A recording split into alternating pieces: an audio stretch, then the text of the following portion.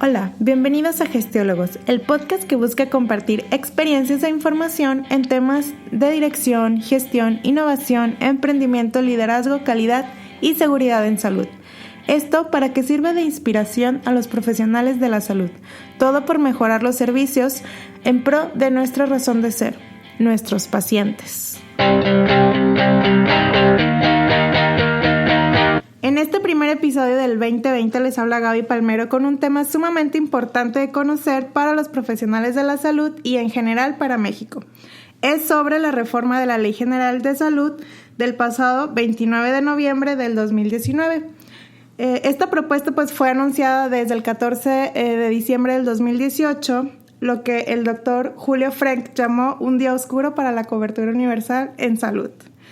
Y bueno, precisamente el presidente Andrés Manuel López Obrador anunció la desaparición del Seguro Popular y en su lugar la creación del Instituto de Salud para el Bienestar, por sus siglas INSABI, para atender a las personas sin seguridad social con la promesa de prestar los mismos servicios a sus beneficiarios que aquellos con los que cuentan las personas afiliadas al Instituto Mexicano de Seguro Social.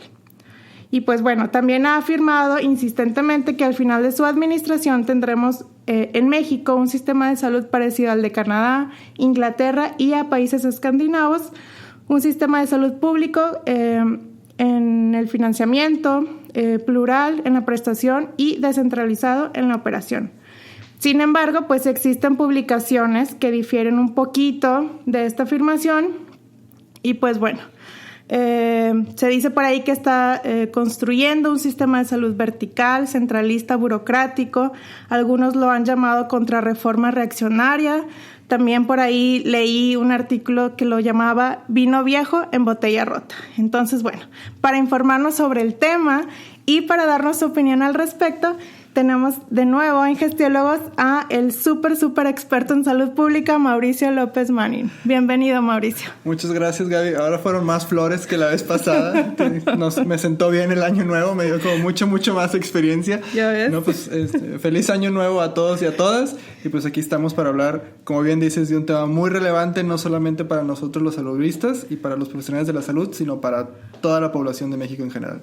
Muy bien, muchas gracias. Fíjate que antes de empezar de lleno con el tema del INSABI, me gustaría como hablar de un paso atrás, que es el Seguro Popular, porque a veces los profesionales de la salud no somos tan expertos en sistema de salud como tú, y no sabemos muy bien, solo como médico clínico, sabemos que existe el Seguro Popular, sabemos que algunos pacientes tienen acceso a él, con algunos diagnósticos. Entonces me gustaría que conociéramos como el trasfondo del Seguro Popular y de ahí conocer bien cómo funcionaba y avanzar hacia el INSABI, ¿no? Para entender un poquito más el tema. ¿Te parece? Va, ok. Aunque yo ya tengo la postura de ya se fue el Seguro Popular junto con el 2019, okay. Ahora sí, vamos a ver el 2020 y vamos a ver INSABI. Que sí, que no, pero INSABI. Pero bueno, vamos a ver. Sí. Yo creo que sí es importante porque, como te digo, a veces no estamos muy empapados en el tema. Entonces, a algún amigo le pregunté, oye, ¿qué dudas tienes sobre el INSABI? Y me dijo, ¿qué? ¿Cómo? Le pregunté, ¿qué dudas tienes sobre la reforma en salud que hubo? Y me dijo, ¿cuál? ¿La del Seguro Popular? Y yo, ok. Entonces, yo creo que es importante sí tomar este tema. Sí, hay mucha nostalgia, pero... Así es. Bueno, entonces, lo que sabemos es que en el sexenio de Vicente Fox se creó, liderado por el doctor Julio Frenk, el Seguro Popular, en base a un diagnóstico con la mejor evidencia científica. Se publicó por ahí la democratización de la salud en México hacia un sistema universal de salud que dio origen al sistema de protección social en salud y su brazo operativo, el Seguro Popular, ¿no? Entonces, fue en el 2004 cuando ya se echó a andar, y su objetivo fue incrementar la inversión pública, reducir la inequidad al ofrecer servicios integrales en salud con protección financiera a la población, hasta entonces que era más o menos 50 millones de mexicanos. Entonces, ¿cómo se conformaba el Seguro Popular? Platícanos. Bueno, como su mismo nombre lo dice, era netamente un seguro, es decir, todo lo que refería al pago, contrapago, aportaciones, quién las cubría, quién no las cubría, y como buen seguro, qué te incluye, qué no te incluye, hasta dónde sí, hasta dónde no. Entonces esa era la estructura básica del seguro popular, y pues de ahí se derivaron algunos de los beneficios y también algunas de las razones por las cuales pues en un momento como que tuvo momentos difíciles, se empezó a atorar. Y pues ese es el seguro popular. Tenía, como lo conocemos, el famoso CAUSES, que era el catálogo de universal, catálogo universal, o tiene un nombre así como muy rimbombante. Sí, catálogo universal de servicios esenciales de salud. Exactamente, ¿no? Donde pues empiezan a cubrir ciertos aspectos, que sí, que no, desde insumos, procedimientos, para qué grupos de edades, y pues se fue aumentando poco a poco conforme fue creciendo y se fueron dando esas reformas en el seguro popular. Se empezó con algo justamente que era como lo más esencial, que iba de la mano justamente con este fondo para gastos catastróficos, que pues ahí todavía hay un estudio de economía de la salud detrás de él que decía, oye, ¿cuáles son los gastos que a la población en general o a una familia, a esa unidad de protección, pues al verse enfrentados, al tener ese problema o esa condición, pues su gasto los iba a llevar abajo de la línea de pobreza, ¿no? Era un gasto catastrófico. Eso lo define como un gasto catastrófico, donde la catástrofe es, pues, ya me bajó hasta unos niveles muy paupérrimos, donde pues ya me limitaba mucho. Entonces para eso nació ese seguro, ese fondo, y pues era parte integral de lo que fue el seguro popular, justamente para atender. Pero como buen seguro, pues te decía que sí, que no, y abría la posibilidad justamente a la prestación por parte de muchos proveedores públicos, privados, siempre y cuando estuvieran como acreditados, ¿no? Okay. Como buen seguro, pues había una cuota por parte de las personas, específicamente de las familias. Siguió adoptando el mismo modelo de unidad de protección familiar, del núcleo familiar, de concubinos, cónyuges, hijos, hijas. ¿Que era un pago anual? Era un pago anual, una cuota que estaba fijada con base en un estudio socioeconómico de trabajo social, que decía que sí, que no, cuánto podías pagar, cuánto no podías pagar. Se daba esa aportación, el Estado hacía otra aportación, la cuota solidaria, y la Federación otra aportación. Cuando digo Estado, pues me refiero a la entidad federativa, ¿no? Sí. Justamente para copiar el esquema tripartito de los sistemas de seguridad social, ¿no? Cuando da la cuota patronal, la cuota del obrero y la cuota justamente pública. Okay. Y aquí las familias que pues no podían hacer el pago, no se les cobraba nada. No se les cobraba nada. Okay. Entonces terminó, según entiendo, con el CAUSES con 294 intervenciones.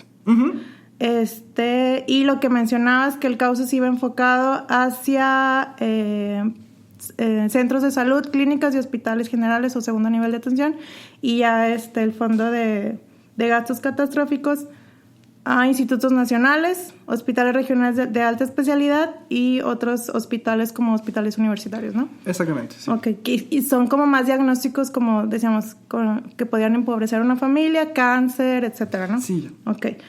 VIH, SIDA, todos aquellos que o iban a ser crónicos y iban a producir una gran erogación por parte de los miembros de la familia, pues estaban incluidos en ese fondo. Muy bien. Que creo que al final quedó con 66.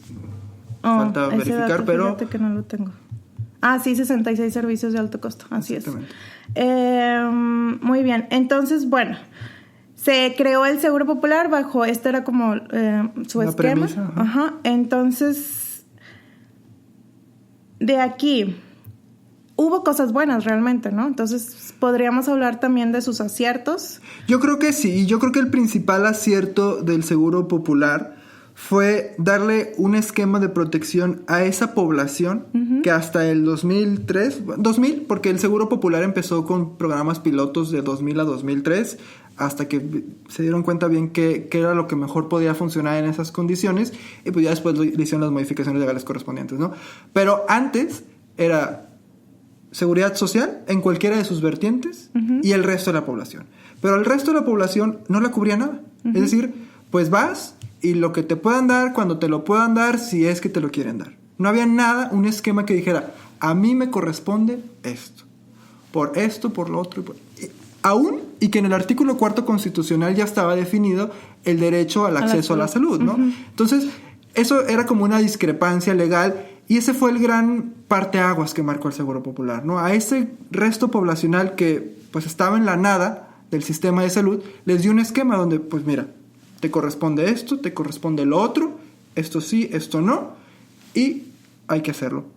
Y vas a generar esa atención poblacional, ¿no? En diferentes momentos se fue aumentando, y yo creo que ese es como el gran beneficio del Seguro Popular, que lo arrancó, que generó un modelo funcional para ese grupo poblacional, encaminado justamente hacia la universalidad. Y pues bueno, ya en el camino hubieron como ciertos, pues como todo, aspectos políticos, aspectos económicos, financieros, internacionales, que por X o Y razón pues le empezaron a impactar de manera negativa, y que pues en mi particular punto de vista yo creo que se estancó, que era un modelo que tenía mucho potencial, que arrancó muy bien, pero que se caducó.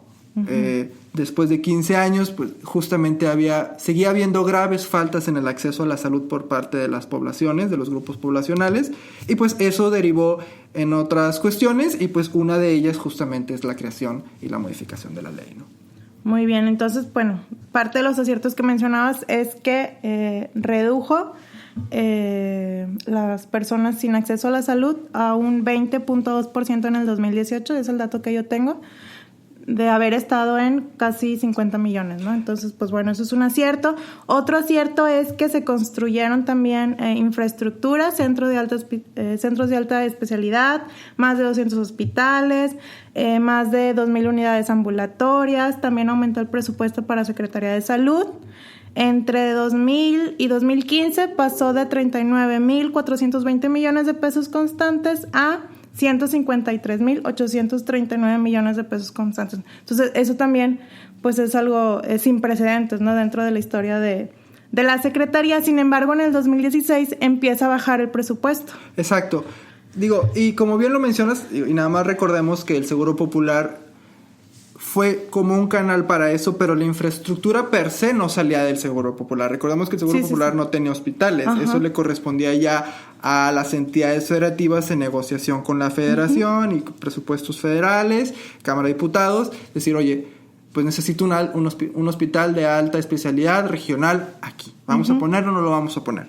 Va, sí. ¿Y cómo lo vas a financiar la atención? Pues está el mecanismo del Seguro Popular para cuestiones gineco-obstétricas, para cuestiones pediátricas de primera infancia. Va, perfecto, ¿no?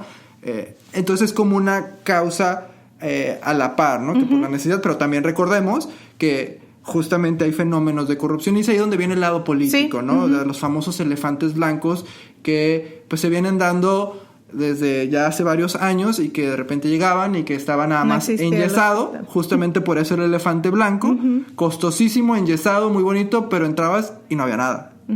E incluso ya habiendo sido inaugurado, ¿no? Entonces era como una de las fallas que, por cuestiones políticas como la corrupción, y por cuestiones ya más operacionales, pues no daba resultados ese modelo, ¿no? O sea, yo podía tener un hospital ahí y la población asegurada, pero pues de qué me servía que tuviera el seguro, tuviera el cascarón, si no había quien lo atendiera, ¿no? Entonces por ahí hay como ciertos aspectos. Sí dejó un muy buen precedente para el presupuesto en salud, eso es innegable, porque el presupuesto en salud lo aumentó con base en la demanda, es decir, quién necesita, y por tanto, si lo necesitas, te doy ese dinero, ¿no?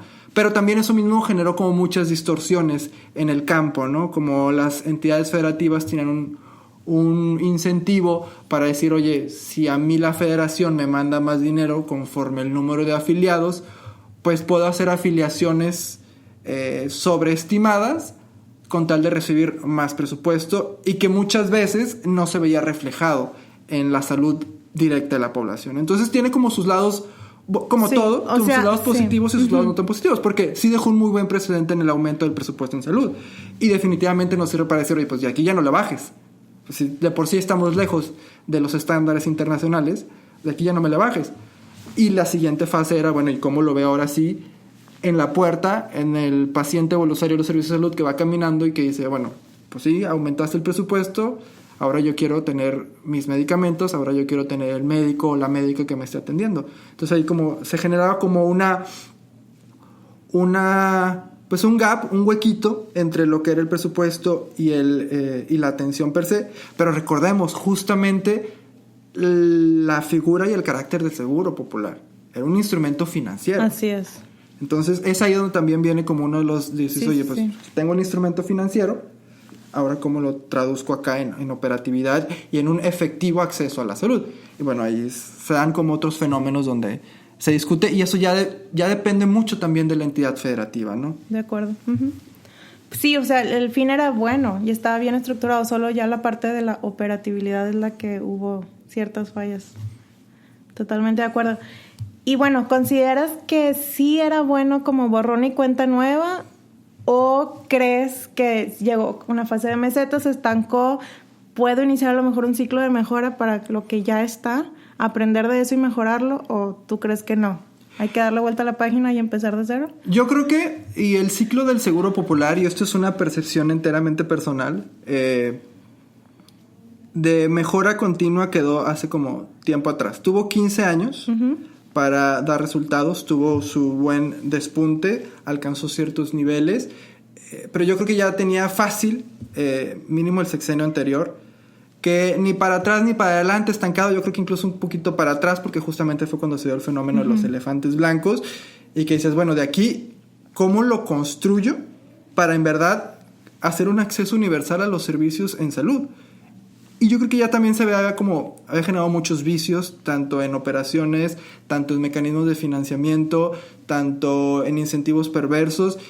Y a veces, y esto justamente es una de las teorías que se ve en salud pública y por la cuestión de política pública, donde dices, a veces es más fácil crear un nuevo instituto from scratch que estar haciendo mejoras y luchar contra toda una estructura, ¿no? Que incluso en algunas de las propuestas hasta de los gobiernos anteriores era lo que planeaban para el IMSS, ¿no? Decía, oye, ya está con tantos vicios repetidos que mejor lo quitamos y hacemos otra estructura totalmente nueva, ¿no? Que en su momento pues se discutió hace más de 15 años junto con el Seguro Popular, se evaluó si eso era posible, y pues ya también cuestiones ahí más políticas enteramente, sindicatos, que sí, que no, fue lo que no percibió, pero se tenía planteado también decir, oye, pues si llevamos una institución que ya tiene tantos años funcionando así, que a lo mejor es mucho más fácil crear otra de la nada y arrancarlas de paralelo, ¿no? Sí, como esos hay casos en otras industrias, ¿no? Sí, exactamente, entonces pues yo creo que es una de las opciones. Y también recordemos, estamos hablando de una entidad pública y hay un fenómeno político intrínseco, ¿no? Y también tener un capital político en congresos que te permita sacar reformas en los momentos que tú quieres, con los presupuestos que tú quieres, es todo un reto. Y justamente hay un factor ahí muy aleatorio, random, ¿no? Donde tú dices, oye, pues es la...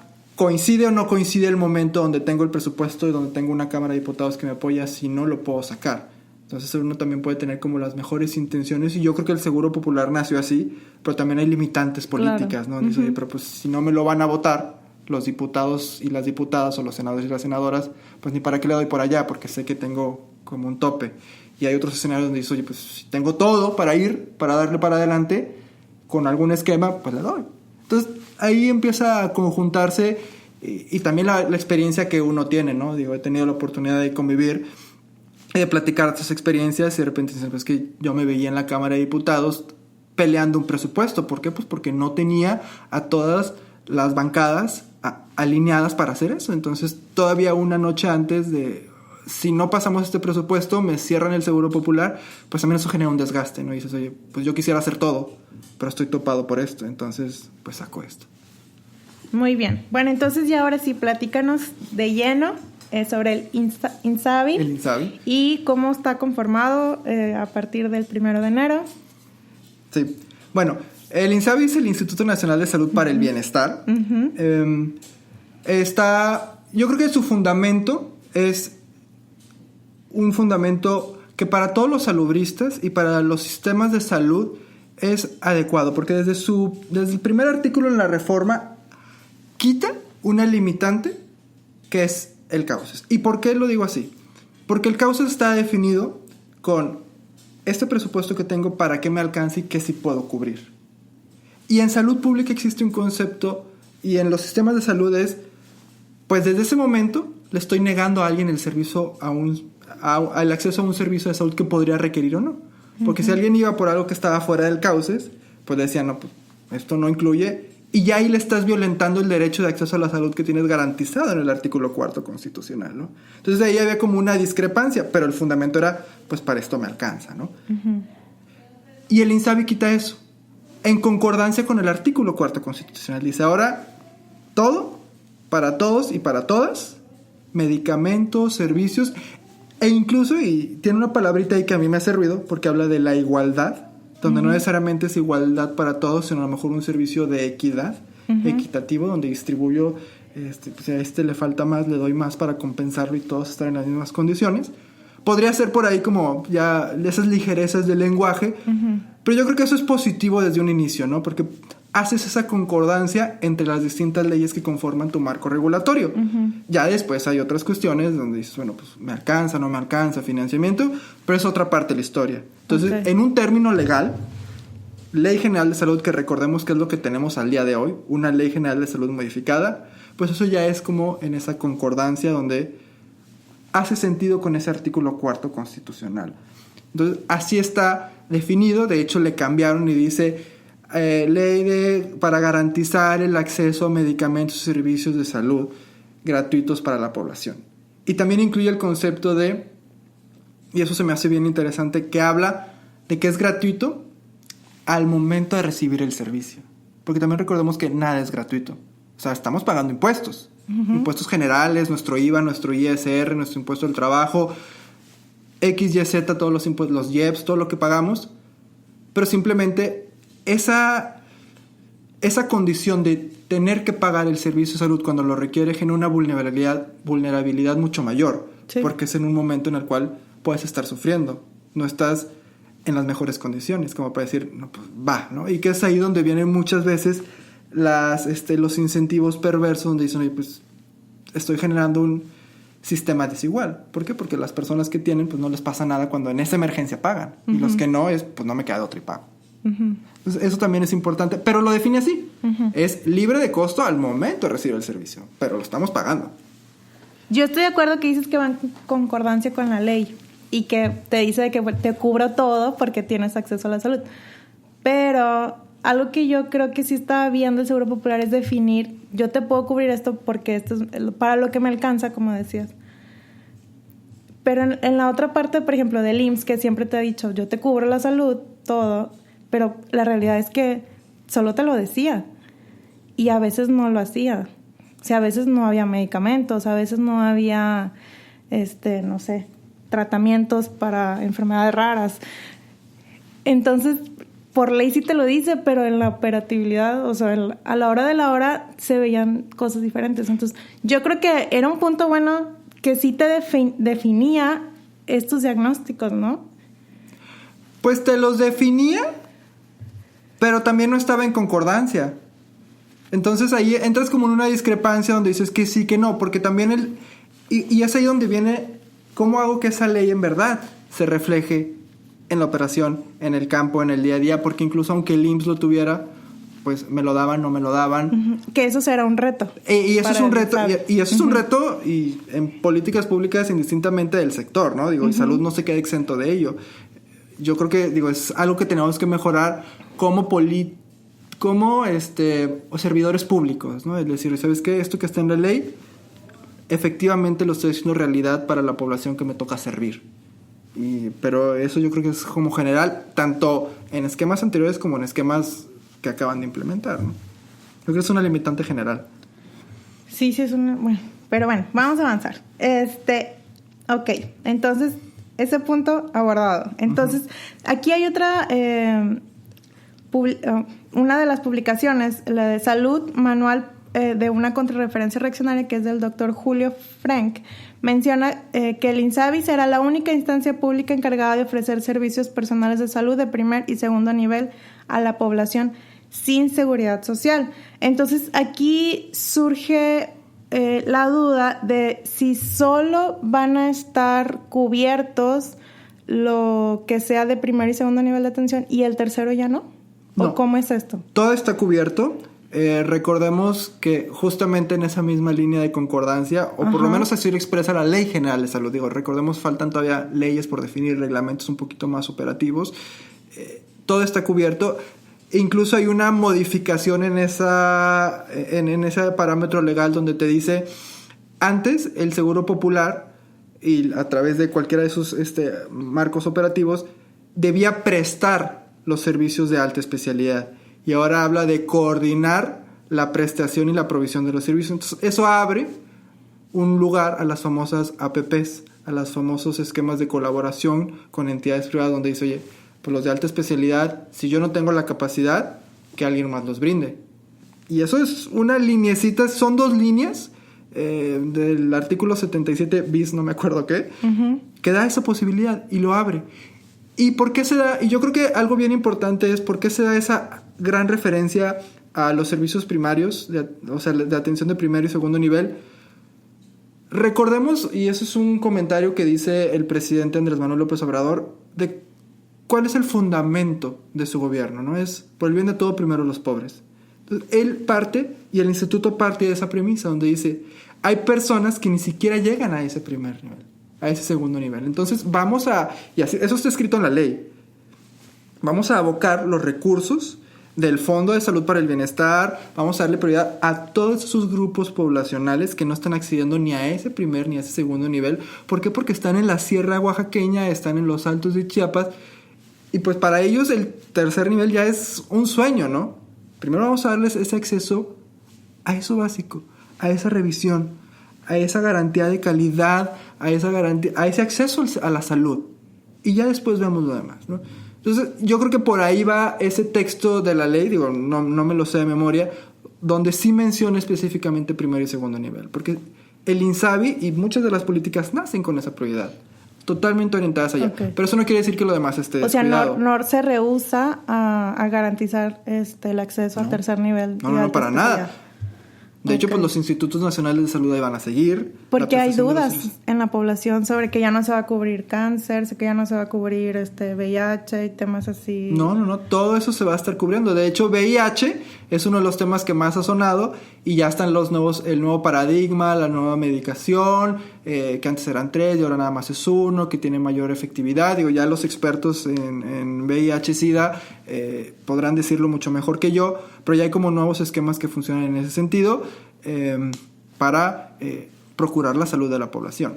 Ok, y entonces sí se van a seguir subrogando ciertos tratamientos a instituciones privadas. Sí, totalmente. Y yo creo que eso es algo que hemos entendido todos y todas en el servicio público.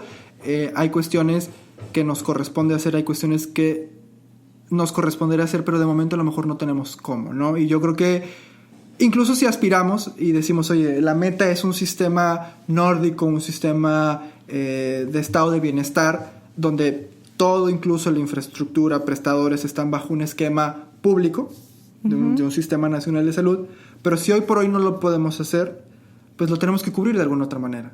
Ya lo pusimos en la ley. Si yo te dijera como miembro de un gobierno, te dijera, oye, pues yo ya lo puse en la ley, lo tengo que cubrir. A lo mejor aspiro a eventualmente yo ser el proveedor, porque yo sé que tengo ciertos beneficios por ser el Estado, porque hago un pool de riesgo mucho mayor, porque lo pago a través de impuestos generales, lo que quieras, pero hacia allá aspiro. Y si ahorita no puedo, pues entonces se lo tengo que proveer, porque yo mismo puse en la ley que cualquier enfermedad, cualquier atención, cualquier padecimiento, te voy a dar atención, medicamentos, insumos, etcétera, etcétera. Ok, y en el punto donde las modificaciones que se hicieron en esta reforma, se derogaron las fracciones de requisitos mínimos y ya no se especifican los lineamientos para garantizar la calidad de los servicios que ya estén pues como acreditados. ¿Tú consideras que esto sí podría afectar la calidad de la atención, al trato digno, eficiencia, innovación? Yo creo que así como está, si nos quedamos nada más con la Ley General de Salud, sí, pero habrá que ver qué pasa en las leyes secundarias, en los reglamentos operativos. Porque efectivamente ya de la Ley General de Salud se quitaron esos rubros. Pero hay que ver, le faltan justamente esas definiciones. E incluso, yo creo que una de las principales lados que podría mejorar el INSABI, que ya está en acciones, que todas las cuestiones de evaluación, de acreditación, no las haga la propia Secretaría de Salud, que les hiciera otro ente. Sí, un claro, ente externo. Externo, incluso podría ser el mismo Consejo de Salubridad General. Digo, también habría que hacer como ciertas modificaciones. ¿Por qué? Porque sería como un mismo parte. Exacto. Y podría ser como un contrapeso, porque recordemos que el Consejo de Salubridad General depende directamente de Presidencia. El secretario lo nombra Presidencia, el secretario de Salud lo nombra Presidencia. Entonces a lo mejor ahí podría ser como un equilibrio interno, donde, oye, presidente, pues no está cumpliendo, y el secretario de Salud podría decir, oye, presidente, pero mira, el Consejo de Salud General está haciendo esto. Se genera como un cierto equilibrio. Digo, llegan a la misma figura del Ejecutivo, pero por lo menos ya no es todo en la misma casa. O se podría hacer incluso con organismos totalmente autónomos, ¿no? Como lo es en otros modelos. Pero pues si allá vamos, falta, ¿no? Digo, yo creo que a esta Ley General de Salud todavía le faltan pues sus reglamentos, sus operaciones más puntuales, sus leyes secundarias que nos digan cómo va a estar bien la onda. Ok. Y en materia de financiamiento, ¿cómo se llevará a cabo el INSABI? Porque, bueno, lo que mencionábamos al principio, que el presidente Andrés Manuel López Obrador, pues ha mencionado que aspira a que esto sea como el IMSS para las personas que no tienen seguridad social. Pero pues esto, según estimaciones de la Fundación Mexicana de Salud, para la población, que son 71.6 millones de personas, va a requerir en total un presupuesto de 346,300 millones de pesos adicionales a lo que ya se tiene. Entonces, aquí pues faltaría mucho más presupuesto para poder cubrir como tal a la población. Sí, eso es algo que se acepta en términos generales, y el mismo presidente lo ha dicho, el mismo secretario de Salud, el doctor Jorge Alcocer, lo han dicho. Falta presupuesto en salud, es una de las prioridades. Creo que en una de las conferencias matutinas del presidente, cuando le preguntaron, bueno, ¿cuáles son sus propósitos? Algo así, ¿no? Palabras más, palabras menos, dijo salud, seguridad, ¿no? Dijo un tercero, no lo tengo tan presente, pero ahí está salud, ¿no? Porque incluso desde tiempos cuando estaban en el proceso de transición decían, al final del sexenio queremos subirle un punto porcentual al PIB en lo invertido en salud. Y ellos mismos lo están reconociendo, hay que subirle, pero también no podemos pasar del 4.6 al 7.6 que quisiéramos de la noche a la mañana. Hay que hacerlo de manera paulatina. Que eso no se ha especificado en ninguna propuesta, ¿no? En ninguna propuesta. Y también porque eso, de nuevo, pues lo llevamos al ámbito de lo político. Cada año se hace un presupuesto de egresos de la Federación y está sujeto a miles de fuerzas, tanto políticas como externas, como internas, prioridades, y eso pues se va modificando poco a poco, pero el objetivo sí es generar un precedente. Lo que sí, y que dice el INSABI, es que en términos nominales, el presupuesto de salud para ese instituto no puede ser menor al año anterior. Eso sí queda en la ley. Sí, pues algo por ahí. Le podrían subir un peso. Exacto, pero, o sea, de que lo que... Bueno, a diferencia del 2018 al 2019, creo que hubo una disminución del 1.6 en términos reales de los millones de pesos que se destinó a salud, que esto no es congruente mucho con lo que se comenta, ¿verdad? Pero que supuestamente en el 2020 ya iba a haber como petición para que se aumentara. Sin embargo, una publicación que leí por ahí que decía que solo sería ya en términos económicos del 0.5%, que es la inflación prácticamente. Ahí, pues sí, pero eso es como todo. Tienes que tener ese presupuesto asignado, y eso es algo que reconocemos los que hemos trabajado en políticas públicas indistintamente de el área, educación, salud, seguridad. Pues llega la junta de gabinete, llegan los secretarios y es, pues, señor presidente o señora presidenta, mi causa es esta, y si queremos lograr esto, es esto, y pues sí, el otro te va a decir, mi causa es esta, y la prioridad es esta, y ahí es parte del equilibrio, como nación y como parte del trabajo que nos toca hacer estando del lado, pues, de tomadores de decisiones, es evaluar, y es decir, que sí, que no, a dónde va, cómo lo de esta prioridad, es parte del ejercicio público, y que si bien sí puedes generar los famosos fideicomisos, pues siempre no estás exento de los factores externos. Eso estamos modificados todos y todos. Y es ahí donde también viene la línea de, oye, pues si le estoy disminuyendo presupuesto o la situación no está tan difícil, el que se tiene que amarrar el cinturón es uno. O sea, ya no va a haber viajes de esta naturaleza, ya no va a haber remodelaciones de oficina. Para que si le estoy dando más presupuesto a la Secretaría de Salud, pero me lo estoy gastando en gasto superfluo, operativo, administrativo, pues entonces tampoco se reflejaba en un bienestar en la población. Sí, no llegaba al paciente. Exactamente. Entonces el chiste es, oye, ¿sabes qué? A lo mejor me dejé el mismo gasto, pero pues hago recortes en mis beneficios como servidor público. Yo soy el que me aprieta el cinturón para que la población no se vea al menos afectada, si no es que mejorada. Y eso ya también es pues una cuestión de cómo se decide operar un gobierno. Y eso ya también depende enteramente de los políticos a los cuales elegimos. Porque eso ya es una cuestión totalmente de carácter, ¿no? Hay cierto gasto que es discrecional, no lo podemos negar. Pero entonces, ¿a quiénes estamos eligiendo para que digan, ¿sabes qué? Pues no va a haber viáticos, ¿sabes qué? No va a haber viajes superfluos, ¿sabes qué? No va a haber cosas ostentosas.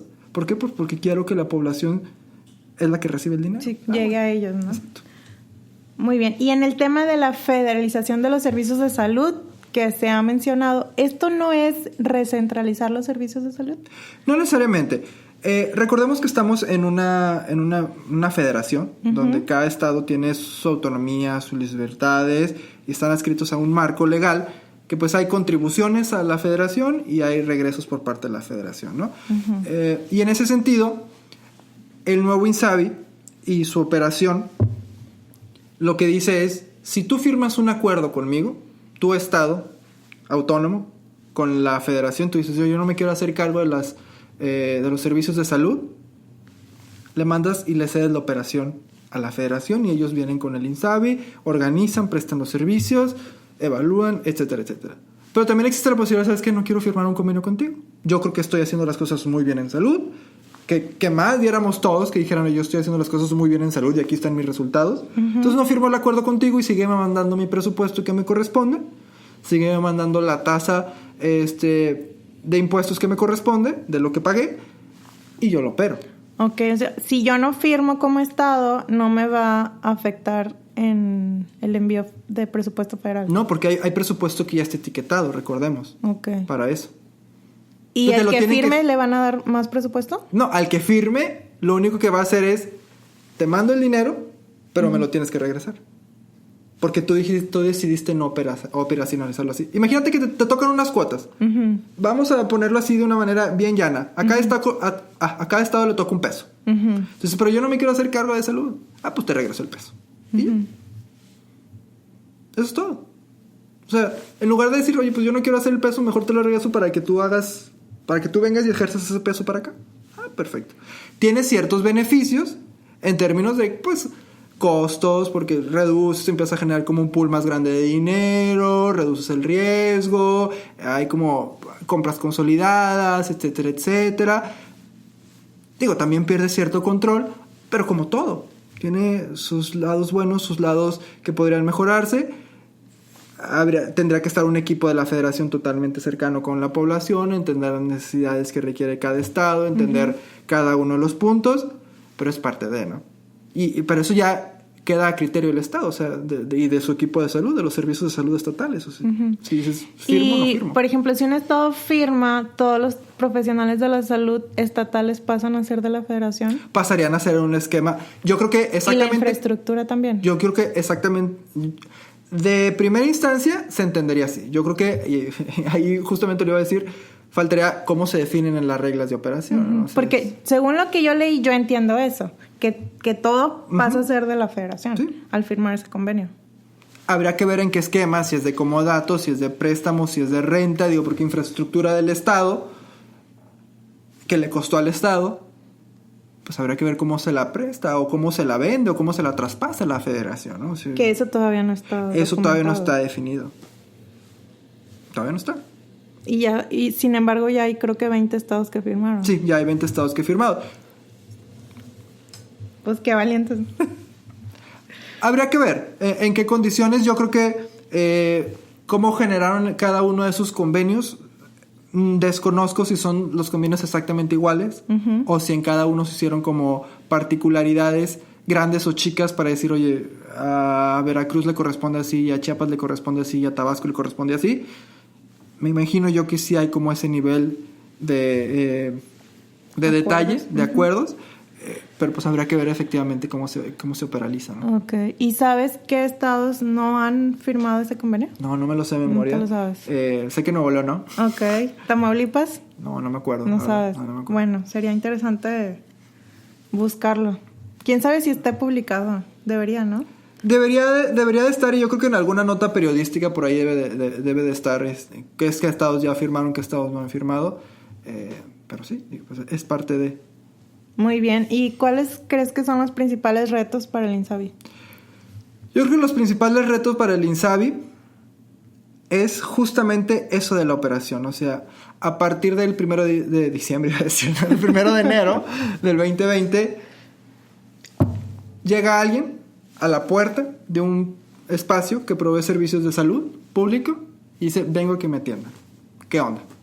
Hoy por hoy yo creo que es el primer reto. O sea, si ahorita yo voy y salgo, sé que tengo todo cubierto, sé que me tienen que dar todos los medicamentos, sé que los insumos que necesito para un procedimiento me los deben de brindar y que yo no debo pagar ninguna cuota, que lo puedo ir como persona, o sea, no tengo que mostrar la afiliación de ningún miembro de la familia, puedo ir como persona. Tiene que ser mexicano. Eso porque según yo eso no está especificado. Tiene que tener acta de nacimiento. Ajá. CURP. Ajá. Porque decía algo así como... Abre la posibilidad... mexicano. Ajá, que abre la posibilidad de que personas extranjeras... Exactamente. Accedan. Eso es algo que se tiene que definir. Uh-huh. Digo, en un estado de bienestar, y regreso al ejemplo de Reino Unido, como lo tengo como bien presente, incluso cuando te vas a estudiar, te cobran una cuota del famoso NHS, del Servicio de Salud Pública. Y te dicen, oye, pues tú no has contribuido con tus impuestos a lo largo de tu vida, de ninguna manera, entonces, pues no puedes utilizar los servicios así como así. Más bien me tienes que pagar una cuota que ellos hacen sus cálculos para decir, esto cubriría más o menos... ¿Qué sería eso en el caso de una persona documentada? Uh-huh. Pero ¿y de un indocumentado? ¿Tendrían acceso? ¿O qué sabes? Digo, el acceso a la salud yo creo que sí. A lo mejor procedimientos catastróficos y todo eso. Recordemos que también está definido donde cualquier emergencia de salud pues la tienen que atender, ¿no? Indistintamente si es privado o público, se tienen que atender. Habrá que ver ahí justamente las particularidades. Yo creo que, digo, es uno de los retos. Digo, el fenómeno migratorio ha aumentado, pero tampoco creo que aumente de tal manera en que mueva todo el sistema de salud y las finanzas del sistema de salud como para decir, ¿sabes qué? El procedimiento que le estaba asignado a esta persona no se está pudiendo cubrir porque se lo estamos dando a una persona de otro país, indistintamente de su condición migratoria. Yo creo que no está ese fenómeno, no creo que sea como de las prioridades a definir para el INSABI. Yo creo que más bien la prioridad es el mexicano, mexicana que va, niño, niña, adulto, adulta, que va y que dice, oye, sé que me tienes que atender, ¿qué onda, no? Y ahora sí, se enfrentó, está en la puerta, lo reciben y ¿qué pasa? Pues el expediente, si ocupa referencia, la contrarreferencia, si está el medicamento, si no está. Está bien padre tenerlo todo definido, pero hay que hacerlo esa realidad. Y yo creo que ese es el principal reto y para eso están los servidores públicos haciéndolo. Yo creo que, digo, y comparándolo con la ley anterior y con el esquema anterior, pues así también fueron los primeros años de lo que era el Seguro Popular, ¿no? O sea, se hizo como prueba y error a ver qué funcionaba, qué no funcionaba hasta que lo hicieron ley. Y acá, pues fue al revés. O sea, lo hago ley y ahora sí, vamos a hacer que esto jale. Vamos a que jale, ¿no? Si nos escuchan a alguien que no sea de Nuevo León, que no va a entender. Sí. Que funcione. Ajá. Va por ahí. Pero ese es el principal reto en cualquier política pública. O sea, tú lo dices, tú lo haces y por más estatal que sea, federal que sea, ¿ahora qué? Ahí con el médico, con la enfermera, que por cierto, feliz día a todas las enfermeras y enfermeros. Ahí con el maestro en el aula, ¿qué onda, no? Sí, claro. Ahí con el servidor público en la atención municipal, ¿qué onda? Yo creo que ese es el principal reto. Los mecanismos de financiamiento ahí están, es con impuestos generales. Se hicieron como ciertos esquemas donde se toman ciertos recursos del Fondo de Gastos Catastróficos para este arranque. El fondo sigue existiendo, que eso también es como importante. O sea, sigue habiendo un fondo, pues ahora se llama Fondo de Salud para el Bienestar. E incluso el fondo está hasta más integral, si lo quieres ver así, porque ya no nada más habla de las enfermedades o los gastos catastróficos por procedimientos complejos, sino te habla también hay una partidita para infraestructura y otra para insumos y traslados y ese tipo de cosas, ¿no? Entonces, pues le da otro carácter, hay como un enfoque más integral y yo creo que ya es cuestión de ver la operación del día a día para ver cómo funcionan. Y le faltan los reglamentos. También conforme vayan saliendo yo creo que valdría la pena discutirlos, ver qué onda y abrirnos. Yo creo que el principal mensaje es en términos legales, ahí está definido, en términos legales se acerca más al ideal, ¿sí? ¿Por qué? Porque al final de cuentas, y lo que yo vería al final del sexenio, si tú lo quieres ver así por poner una fecha, es tener los dos grandes esquemas. El esquema de seguridad social como lo conocemos, IMSS, ISSSTE, SEDENA, SEMAR, Pemex, lo que quieras, y el esquema para la población abierta. Esos dos grandes institutos, esos dos grandes esquemas, yo creo que eventualmente va a ser más fácil de unirlos y de compaginarlos. Yo creo que el principal reto es llevar a esos dos esquemas al mismo nivel, ¿no? O sea, que tengan la misma capacidad de tecnología, la misma capacidad de reacción, la misma capacidad de atención para después hacer una fusión. Pero ya por lo menos tienes los tres esquemas, o dos esquemas muy grandes. Y digo tres, porque siempre conseguimos como al ISSSTE, como IMSS, ISSSTE y población abierta. Pero pues realmente son dos esquemas, ¿no? Y que ese es otro reto, separar la seguridad social de los servicios de salud. Y eso siempre se ha discutido en salud pública, ¿no? Y en sistemas de salud. Oye, ¿por qué el que te financia las pensiones también es el mismo instituto que está proveyendo los servicios de salud? Porque sí, porque no. Digo, hubo como una razón histórica de la seguridad social allá en 1943, pero las condiciones han cambiado. Entonces es institutos de salud para salud, institutos de seguridad social y de pensiones y de prestaciones. Ok, muy bien. Bueno, pues muchas gracias, Mauricio. No, gracias a ti, está divertido. Tema muy interesante. Muy interesante. Que nos da para muchas de seguir horas. Platicando. Muchas horas. Digo, yo conforme se vayan dando las reglamentaciones, las leyes secundarias, la operación en el día a día, ¿no? Digo, porque también los esquemas anteriores, pues ha habido como muchas evaluaciones, pero también hay que ver lo que pasa ahí, en el centro de salud, ahí en el hospital, ¿no? Y eso a veces no se toma por los grandes estudios poblacionales ni por los grandes estudios técnicos, y aún así te lo digo con la economía de salud detrás de mí, ¿no? O sea, sí te da como muchos indicadores, sí te da como muchas variables que tomar en cuenta, pero al final de cuentas, ¿yo qué quiero? ¿O qué quiero lograr como servidor público? ¿O como profesional de la salud pública? Pues que la persona reciba la atención tanto preventiva como curativa. Y eso se da en el 1 a 1. Si yo ahorita cruzo el centro de salud, ¿me atienden o no me atienden? Indistintamente de si el servicio y el presupuesto se aumentó por demanda, por oferta, no, la persona. ¿Está siendo atendida o no está siendo atendida? Bueno, pues bueno, muchas gracias, Mauricio, ha sido todo un placer. Y estar además contigo. Sí que vayan y que exijan la calidad y que exijan los Sobre servicios. todo eso, ¿no? Es La parte calidad. fundamental y es parte de nuestro ejercicio democrático. Claro. O sea, y también si alguna vez llega a venir el presidente en sus giras, que vayan y le digan, porque también el mismo presidente dice en sus conferencias matutinas, dice, yo escuché en este lugar esta persona que me dijo y por tanto lo vamos a hacer. Pues también que le digan si hay un problema con salud. Sí, claro, y que las instituciones no vean una queja escrita por un paciente como algo personal, sino como una retroalimentación, Claro. Una oportunidad de mejorar, porque he visto casos donde el paciente le reclama a alguien que pertenece a ese hospital y la persona le responde, bueno, pon tu queja por escrito, porque pues él no es capaz de resolverle, ¿no? Y luego he visto el caso que los superiores lo regañan porque le dijo al paciente que pusiera su queja. Claro. Pero el paciente está en su derecho y esa persona también. Y el hospital no lo debe de ver como algo malo. Y regresamos al punto que te comenté como a 15 minutos iniciado. Eso ya depende justamente del servidor público, de quién está ahí y quién no está ahí. Cuando te decía, oye, el presupuesto ya lo tengo, ¿en qué me lo estoy gastando? ¿En remodelar una oficina? ¿O en garantizar el servicio a la persona? ¿Quién es el que se tiene que apretar el cinturón cuando, por cuestiones externas, hay una baja en los recursos? Ahí es donde viene justamente la vocación del servicio público. Así es, la vocación. Sí, que lo vean como una oportunidad de mejorar, como una retroalimentación, una queja de un paciente. Exactamente, ¿no? Entonces, pues hay como muchos detalles y ese es el factor humano. Ahí y donde tenemos que trabajar también. Y es donde regreso yo otra vez. pues sí, muy padre los indicadores, muy padre la carga técnica, muy padre que si la oferta, que si la demanda, que si el cruce, que si... Ahí. Si la persona recibió el servicio y le está dando continuidad y llegó hasta sus últimas consecuencias a pie del hospital o no, ahí es donde estamos viendo si sí o no está funcionando el sistema de salud. Y yo creo que el INSABI viene a dar un respiro, una nueva manera de hacer las cosas. ¿Nos tocará evaluarlo? Sí. ¿Nos tocará ver que sí, que no? Sí. Pero es como un respiro, así como lo fue el otro esquema a inicios. Pero es un esquema que yo creo que pasó mucho tiempo y caducó.